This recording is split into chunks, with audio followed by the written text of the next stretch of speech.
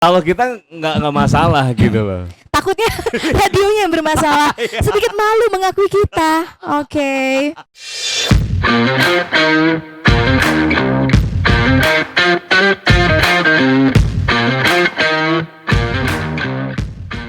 Oke, di ngobrol kali ini ngobrol bareng Rafa Nawa. Rafa menghadirkan salah seorang yang dulunya ini adalah orang yang berada di dalam sebuah kenangan Rafa Nawa. Asik, sedap.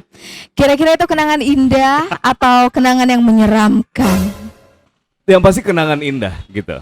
Langsung aja Rafa kenalin Mbak Ica. Apa kabar Mbak Ica? Halo Rafa, kabar baik. It's always nice to meet you. Oh my god. OMG. Oke, dan hari ini benar-benar buat Rafa tuh senang banget karena ketemu Mbak Ica gitu lah. Jadi ibaratnya tuh kita udah berapa tahun ya, dari dulu di radio 2005 ya. Masa sih 2005 ya? 2005. Jadi Rafa keluar dari radio kita itu 2005, Mbak. Nah, dari situ tuh nggak ketemu-ketemu nih gitu. Bahkan Rafa sampai buat iklan di koran gitu loh, nyari Aduh. Ica gitu. Waktu itu aku pernah lihat sih iklannya, tapi kok iklannya tuh kucing hilang ya? Dicari kucing hilang, berbulu lebat gitu kan? Kayaknya salah deh ya. Aduh. Basa-basi banget sih. But I miss you by the way. Oke, dan Rafa di episode kali ini jangan heran kalau seandainya tuh Rafa bakal banyak ketawa gitu. Karena Iya. memang kalau nggak tahu ya, ketemu Mbak Ica ini tuh kayak ketawa terus gitu. Iya, Oke. soalnya kan kamu bilang aku mirip-mirip Nunung ya. Jadi tiap ketemu walau nggak ngapa-ngapain aja udah ketawa gitu ya. Iya makanya gitu loh. Karena memang dan terakhir kita sempat waktu itu nge-MC bareng di 2008. 2008. Kayaknya baru-baru ini juga kita sering MC bareng deh. Ini basa-basi banget ya, supaya kesannya udah lama banget nggak ketemunya ya kan. gitu Tapi lah. emang bener sih kalau ngomong mengenai masa lalu. Asik. Jadi memang di tahun-tahun itu kita tuh deket banget ya. Iya. Udah kayak kakak adik. Iya benar. Udah kayak ibu dan anak kali. Aduh serem deh. Oke. Dan Rafa memang apa namanya Mbak Ica ini kenapa sampai Rafa tertarik banget ngobrol sama Mbak Ica ini karena Mbak Ica ini sehari-harinya adalah seorang ASN kayak gitu. Dan memang dulunya memang beliau ini berkecimpung di dunia radio itu duluan gitu ya. Jadi setelah berapa tahun Mbak waktu itu Rafa baru masuk waktu itu? Waktu itu bukan cuma berkecimpung tapi agak nyemplung juga ya. Iya. Kalau nggak salah sih di tahun keberapa ya? Aku tahun persisnya Rafa ikut join sih nggak ingat lagi. 2001. Aku dari 2000 sih. Oh 2000 berarti 1 tahunnya Mbak Ica baru Rafa masuk Betul. ya kayak gitu ya. Jadi nggak beda-beda jauh ya. Iya, oke. Nah, kalau untuk jadi penyiar radio gitu loh Mbak, mungkin Mbak Ica bisa cerita nih awal dulu karena kan setelah penyiar kan baru ASN nih kayak gitu. Nah, Rafa Betul. pengen tahu dulu nih kisahnya jadi seorang penyiar radio itu kayak apa sih? Jadi sebenarnya mungkin semua penyiar radio juga awalnya kayak gitu ya. Semuanya tuh pasti berawal dari rasa suka kita dulu akan musik ya. Oh, oke. Jadi kalau udah suka musik, kemana-mana maunya dengerin musik. Terus juga kayaknya mungkin jiwa seninya juga rata-rata punya jiwa humor Oke. dan juga punya jiwa seni, makanya pengen jadi penyiar radio. Oh, Karena waktu itu yang kayaknya happening banget tuh kalau jadi announcer radio ya. Karena Iya, TV bener. swasta kan belum ada di Palembang. Nah jadi waktu itu pertama bergabung, boleh kita sebutin dong nama radio stationnya? mungkin Jangan ya, oke. Pokoknya ini salah satu radio station terlama di kota Palembang ya. Kalau kita nggak masalah gitu loh. Takutnya radionya yang bermasalah. Sedikit malu mengakui kita. Oke. Tapi memang gue mengakui waktu itu zaman masih kuliah, pas baru masuk kuliah sebenarnya, dan disupport sama salah satu penyiar radio yang juga teman kuliah waktu itu. Coba aja Cak, dia bilang. Menurut Namanya gue lo siapa bakalan namanya? tembus. Kira-kira keberatan juga nggak orang yang gue disebutin? Pokoknya teman sekampus. Oke. Ya, dan juga waktu itu di radio itu kan. Iya. Nah, ketika ada DJ-han gitu ya. Oke. Oh dulu sebutannya DJ Han ya. Iya, DJ-han. Ya, sampai sekarang pun masih. Masih ya. Belum ganti. Belum Oke. ganti, belum. Jadi Iya. terus bergabung dan ternyata memang ngerasa passionnya di situ. Oke. Iya, jadi di dunia Jadi waktu itu acaranya kan bukan cuma siaran radio aja, tapi juga ada kayak talk show, bikin-bikin iklan, ya kan, bikin-bikin siaran, bikin-bikin drama-drama gitu, drama-drama radio. Awalnya itu tes dulu atau gimana? Iyalah, namanya tadi di Jihan itu kan. Jadi seleksi awalnya ngirim taping kita, rekaman kita pura-puranya on air nih. Rekamannya pakai apa waktu itu? Waktu itu masih kaset. Masih kaset. Tapi memang sudah ada CD. Cuma mau taping pakai CD kan agak ribet ya. Iya sih. Peralatannya kan nggak sekomplit itu dong kalau untuk pribadi, kecuali memang rekamannya di radionya. Gitu. Jadi justru memang mereka pengen denger suara asli kita tuh kayak apa ya? gitu. Oke. Terus dari situ langsung diterima atau ada berapa tahapan-tahapan lagi? Oh iya, melalui beberapa tahapan. Kan kita ada kayak seleksi. Udah gitu nanti dipanggil lagi. Karena kan waktu itu kalau yang nyeleksinya adalah para senior nih. Nah, jadi para senior tuh mungkin ada yang untuk bagian suaranya kah, yang satunya lagi cocoknya buat dimasukin ke sesi apa dan lain sebagainya ya. Nah, udah gitu setelah beberapa kali seleksi, terus pakai acara kayak training dulu kan. Nah, training tuh yang tiap hari kita disuruh latihan, terus rekam suara sendiri. Nanti setelah itu denger sendiri, nanti rekaman lagi gitu-gitu. Tapi tentunya di-guide sama para seniornya juga. Sampai akhirnya jadi penyiar beneran kan. Jadi salah satu penyiar ya gitu. Dan awalnya juga melewati masa-masa itu kan. Oh iya dong. Dan salah satu yang ngetes gue. Waktu itu uniknya waktu itu Rafa. Iya, Bayu Arta. Kayak nama-nama raja-raja apa gitu ya, sultan gitu gimana bisa gitu. Jadi nama Bayu Arta itu ya dulu ya. Siapakah orang yang jenis menciptakan Bayu Arta itu ya? Iya, tapi itu ada ceritanya tuh waktu itu, ada ceritanya. Jadi waktu itu nama kalau nggak salah nama yang dulu dipakai itu nggak disetujui waktu itu. Nggak hoki ya kayaknya. Nggak hoki. Terus kemudian harus disuruh cari nama lagi. Akhirnya cari referensi nama-nama dari buku alumni. Oh really? Iya. Jadi itu sebenarnya memang nggak ada hubungannya sama nama lo ya? Nggak ada. Nggak ada. Karena memang di radio kita itu dulu nggak boleh nama asli ya? Boleh. Atau gimana sih? Tapi nama panggilan. Oh, nama panggilan. Iya. Tapi kok kenapa Rafa waktu itu malah? Sebenarnya pengecualian aja buat kamu. Itu sebenarnya ajang bullying ya. Tapi because you enjoyed it, so terus aja gitu. Iya gitu loh. Jadi. Tapi namanya keren ya. Nama Reski gitu. Jadi di buku alumni itu ada Reski, ada Bayu, ada Adit, terus ada Arta, ada. Jadi di situ Rafa kasih nama-nama itu ke senior kita itu kan. Jadi dipilih. Kira-kira inisialnya atau ini jenis kelaminnya pria atau wanita? Lalu akhirnya dipilih. Akhirnya dipilih. Dia. Kayaknya ini nice deh. Oh, gitu ya? Iya. Iya. Yang nice itu adalah Reski, Bayu, dan Arta. Bayu dan Arta. Akhirnya yaudah jadinya Reski, Bayu, Arta aja. Kayak gitu. Nah, apakah dulu Ica termasuk? Ica juga termasuk orang-orang yang dari itu gitu. Oh enggak. Ica Suwarna gitu. Apakah terinspirasi dari nama salah satu hotel di Palembang atau Bukan. Sebenarnya jadi memang Ica itu nama panggilan sejak SMA. Gitu. Walaupun nggak benar-benar nyambung amat sama nama asli. Nah, kalau Suwarna itu nama bokap. Oh. Iya, jadi sebenarnya makanya betul. Ica itu nama panggilan ya. Nama panggilan. It's a nickname. Aslinya siapa sih? Nama aslinya Maimunah. Masa nggak tahu, udah lama temenan juga. Ya biar orang tuh tahu. Iya, Mu gitu, Mu apa? Munah gitu, Maimunah. Oh, namanya Maimunah. Pas. Jadi sebenarnya ya. Ica itu dari mana sih? Dapat panggilannya itu dari mana? Dulu itu waktu zaman SMA, ini harus ya. Nggak apa-apa. Unveiling. Kan nickname. Namanya juga ini mendatangkan orang-orang yang inspiring. Betul. Gitu loh. Jadi sebenarnya nama panjang aku takutnya ini nanti rekening di Asal jangan nyebutin 3 angka di belakangnya. Oh iya, oke. Itu jangan disebut ya. Sisi ID ya. Oke. Nama panjang aku tuh sebenarnya Eka Riana Sari. Nah, waktu zaman-zaman SMA lagi lucu-lucunya tuh ya. Oh, dulu lucu ya. Pernah lucu. Kalau nggak lucu kenapa lo ketawa dari awal acara?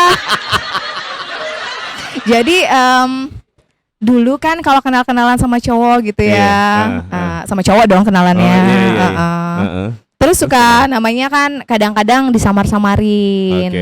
Jadi apa ya plesetan yang asik gitu dari jadi Eca aja deh. Lama-lama jadinya jadi Ica aja deh. Terus nama panggilan itu jadinya ke bawah-bawah terus sampai ke kuliah. Dan ketika waktu masuk ke radio, nama itu udah melekat ke teman-teman, sampai dosen-dosen juga panggilannya itu. Jadilah nama itu yang dipakai. Oh, kirain dulu namanya Marisa, bukan ya? Bukan. Makanya namanya Ica. Sebenarnya gitu ya? Marisa Hak. bukan Iya. Marisa yang buat oles roti. Oh, bukan. Ya? Itu Maris apa deh? Oke. Mbak Ica, jadi gini, yang luar biasanya lagi adalah sebelum jadi ASN itu kan jadi penyiar, kayak gitu. Nah, terus kemudian jadi ASN itu ceritanya tuh gimana nih? Kayak gitu. Itu apakah gara-gara efeknya jadi penyiar atau memang dulu apa nih? Ikut-ikut tes atau gimana ceritanya dulu? Sebenarnya kalau itu karena penyiar sebenarnya enggak ya.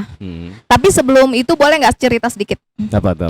Jadi truthfully, aku tuh bener-bener ngerasa grateful banget ya karena bisa menjadi seorang penyiar radio.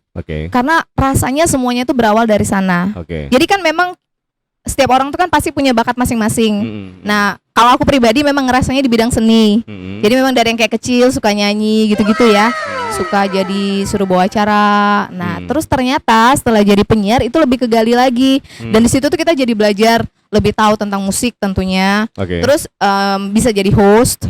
Terus juga dari sana berawal belajar MC gitu ya. Nah, jadi dari sekian banyak pengalaman, kita tuh kayak dapat kita tuh kayak langsung praktek komunikasi, ya nggak sih? Lo nggak ngerasa nggak sih? Nah, jadi masa-masa siaran yang sekian tahun itu memang benar-benar membentuk siapa kita. Nah, setelah itu, jadi waktu gue baru kompre aja, setelah kompre, alhamdulillah tuh langsung dapat kerjaan. Kerjaannya karena gue kuliahnya bahasa Inggris, keterimanya di perusahaan swasta. Perusahaan asing maksudnya. Oh iya? Yes. I became a purchasing executive.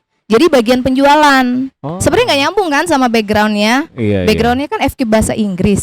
Tapi karena bahasa Inggris aku fluent, jadi keterima deh. Nah, jadi karena bahasa Inggrisnya lancar. Bagian pembelian. Bagian pembelian. Ya. Jadi karena bahasa Inggrisnya lancar, dianggap sama ownernya tuh bakalan enak komunikasi. Terus kan kita komunikasinya kan asik ya, karena kita kan mantan penyiar radio. Waktu itu masih sih penyiar radio. Jadi keterimalah. Nah, setelah 3 tahunan aku di perusahaan asing, terus waktu itu ada krisis moneter global, yang semua tahun 98 ya? Iya, enggak dong, 98 belum tamat kali. Tahun 2008. 2008 itu krisis global. Jadi perusahaan-perusahaan besar pun goyang. Nah, itu hampir satu perusahaan tuh pada ikut tes PNS. Waktu itu ada penerimaan CPNS. Dan aku tuh yang paling nggak pengen ikut sebenarnya, tapi diajakin sama teman-teman. Dan ternyata guess what, cuma aku yang kepilih gitu. Jadi yang keterima itu cuma aku. Hebat juga. Yang lainnya berarti ini ya, gagal. Sama bos-bosnya juga ikut waktu itu. Ya enggak lah, ownernya gitu ya. Banting setir aja deh. Gitu. Jadi alhamdulillahnya masuk. Waktu itu di daerahnya di mana? Jauh. Kan aku ikutannya untuk CPNS Kabupaten Ogan Ilir. Nah, waktu itu penempatannya di Sunur. Sunur itu apa? Nama desa. Jadi it's like 3.5 hours from Palembang. Wow, lumayan jauh ya? Iya, jadi mau nggak mau harus nginep. Jadi waktu itu keterimanya itu sebagai guru ya, Bang? Iya, sebagai guru SMP, guru bahasa Inggris. Guru bahasa Inggris SMP kan. Nah, gimana tuh dari itu berarti sekitar tahun itu 2009.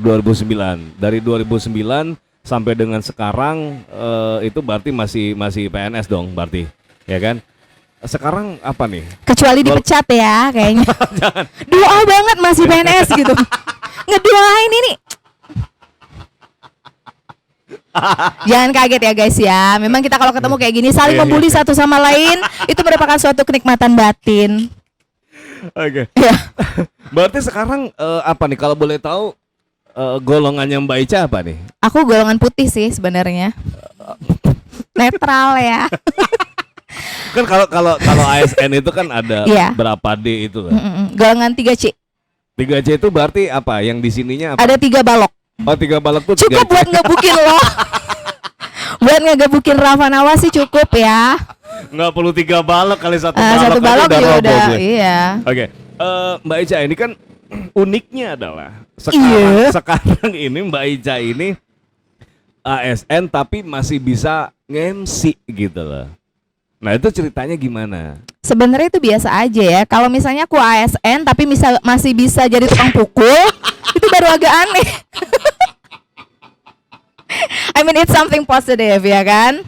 Jadi sebetulnya ya sembari dia tertawa, dari 2009 ketika aku keterima, itu akhirnya aku harus gantung mic. Gantungnya di mana? Ya di jemuran dong biar kering. Enggak. Aku pengen deh ngambil mic-nya. Sekarang udah kayak ikan asin kerupuk. Udah kering ya. Udah kering banget. Oh, Enggak. jadi 2009 akhirnya gantung mic dulu. gantung mic dulu. Karena tugasnya kan jauh tuh. As I told you before, 3.5 hours from Palembang. Can you imagine? Jadi kan aku tuh harus nginep dan cuma bisa pulang ke sini tuh 1-2 hari aja dalam setiap minggunya. Kenapa nggak nge-MC di situ sih? Oh bisa sih kalau misalnya audiensnya kebun karet ya. Kan bisa tuh ya kan. Kadang-kadang ada Why not ya? ada opening kebun karet gitu. Terus ada Itu kayak one in a million years. ada nikahan gitu kan. Ya. Biasa tuh banyak tuh di situ. Memang sih sebenarnya, tapi kan nikahannya juga nggak begitu sering. Berarti kalau di kantor-kantor mungkin ketika Waktu itu ada acara Mbak Ica ya yang enggak, MC. pada saat itu enggak. Karena tempat aku tugas tuh kan jauh dan makan waktu ya. Walaupun misalnya mau ke dinas, ke Pemda, itu juga mungkin sekitar 2 jaman ya. Oke. Jadi memang waktunya tuh susah banget. Dan kalau pulang ke Palembang tuh cuma buat family time deh gitu. Oh, Jadi oke. ketika akhirnya aku dimutasi ke tempat yang lebih dekat, alhamdulillah udah deket Palembang banget. Nah dari situ baru bisa memulai lagi apa yang sempat terhentikan, terus mulai lagi connect sama teman-teman, sama ya yang lain-lainnya dan alhamdulillah sampai kesini-sininya juga masih lancar-lancar aja. Oke, berarti nggak bisa ninggalin apa ya passion itu ya, itu bisa dibilang passion gak sih? Iya, menurut aku bisa banget. Hmm. Jadi sebenarnya kita nggak bisa lari dari itu. It's like who we are. Menurut aku sih ya. Oke. Dan pasti menurut kamu juga kan? Iya. Kalau seandainya nih Mbak Ica, suatu saat misalnya keadaan terpaksa harus membuat Mbak Ica itu memilih gitu, memilih untuk jadi ASN atau jadi PNS. Kayaknya aku akan memilih untuk jadi civil servant. Sama aja. Ya emang itu pilihan yang berat ya. Antara ASN sama PNS, 3 huruf yang berbeda banget. Tapi suami nggak mempermasalahkan itu karena kan kerjaan udah dari Senin sampai Jumat. Terus Sabtu Minggunya nge-MC kayak gitu loh. Sebenarnya itu tuh sesuatu yang berat ya. Karena jadi waktu untuk keluarga kan. Iya. Bener banget. Apa suka nge-MC, suka bawa anak-anak mungkin. Biar sekalian numpang makan ya. Astagfirullahaladzim. Enggak. Suami aku orangnya memang supportive. Lagian juga yang penting ada duitnya. Get real man, ya gak sih? Hari gini, Iya, enggak juga sebenarnya. Lagian nge-MC kan juga nggak seharian penuh ya nggak sih gitu. Cuma 24 jam aja. Acara apa itu sebenarnya? Wayang pun ada habisnya. Enggak, jadi memang suami aku tuh alhamdulillah banget orangnya sangat mendukung banget. Jadi dia tuh yang kayak kalau misalnya ada acara, oh nyanyi deh, yang nyanyi gitu. Sawerannya buat papa itu. Dia tinggal bawa wadahnya Ya Allah. keliling kemana-mana. Oh ya lagunya pasti aku tak mau. Enggak maksudnya dia tahu istrinya siapa, kayak apa, sukanya apa gitu, dan dia mungkin pengen bikin istrinya happy. Lagian juga ini kan sesuatu yang memang positif. Kalau aku sih mandangnya ya, untuk kita punya side job, selama kita nggak mengganggu apa yang menjadi tugas dan kewajiban kita, seperti nih misalnya yang juga kerja sebagai ASN atau kerja sebagai apalah ya, tapi juga punya pekerjaan sampingan lain, tidak saling mengganggu dan juga bisa tetap melaksanakan tugas dan kewajiban kita sebagai ibu rumah tangga atau misalnya sebagai suami. Ya why not? Ya nggak sih? So Mbak Ica nggak sulit ya untuk ngatur waktu itu ya, karena 3 loh perannya Mbak Ica itu. Jadi ASN, ibu rumah tangga dan juga MC gitu. Ya, jadi memang kalau misalnya kayak untuk schedule MC, nggak kayak misalnya teman-teman MC kita yang lain yang memang benar-benar totally into kehidupannya sebagai master of ceremony, maka mereka bisa ambil job kapan aja. Oke. Ya kalau kayak gue ya berarti harus ambil jam yang memang di luar jam kerja atau ya Sabtu Minggu. Oke. Mbak Eca ceritain dong apa ya suka dukanya gitu loh. Suka dukanya selama bekerja sama suka dukanya selama nge-MC itu apaan sih? Pastinya kalau suka dan duka tuh ya mungkin capek, kesulitan bagi waktu, terkadang ya. Tapi bolak-balik kerjanya. Iya. Nah, cuma menurut aku sih kalau misalnya kita bisa memanage dengan sebaik mungkin, baik itu maupun waktu ataupun tugas-tugas kita, selain itu juga kesehatan kita tentunya ya. Karena memang harus, aku pribadi ngerasa aku tuh nggak boleh sakit gitu, harus selalu sehat. Karena kalau sakit kan jadinya kacau ya. Karena tiga peran tadi ya. Karena gitu tiga peran tadi. Jadi memang ekstra tenaga iya, ekstra waktu iya, ekstra manajemen juga iya. Tapi semuanya akan bisa berjalan asalkan kita mau ya itu tadi kerja ekstra. Mbak Eca ini kan banyak banget nih orang-orang yang mau jadi MC kayak gitu. Nah mungkin Mbak Eca mungkin bisa kasih tips dong kayak gitu gimana bisa jadi MC kayak Mbak Eca. Kalau kita ngomong tips sebenarnya menurut aku sih ya memang awalnya semuanya harus dari diri kita dulu. Kita ngerasa nggak sih kita tuh ke situ nggak sih? I mean to art. Tapi orang lain mungkin lebih ke apa hobinya sport, ya kan? Nah jadi kalau memang bukan yang hobi ataupun passion kita yang gak usah dipaksain. Tapi kalau kita memang ngerasa kayaknya aku bisa deh, kayaknya gue punya bakat deh di situ. Why not? Terus dipelajarin aja. Sekarang kan udah banyak banget nih lembaga-lembaganya. Atau misalnya mau privat sama Rafa sama Ica juga bisa ya. Nah terus kalau udah misalnya sekali coba, latihan terus karena practice makes perfect. Nantinya juga kan pasti akan kebuka sendiri jalan-jalan menuju sana. Jadi ya coba dijalanin aja, ditekunin, diseriusin. Kalau misalnya udah dijalanin terus gitu semangat banget tapi ternyata nggak berhasil ya berarti memang kesian deh lo gitu. Nggak, maksudnya harus lebih diusahain lagi, harus lebih berusaha lagi, terus dan terus berusaha.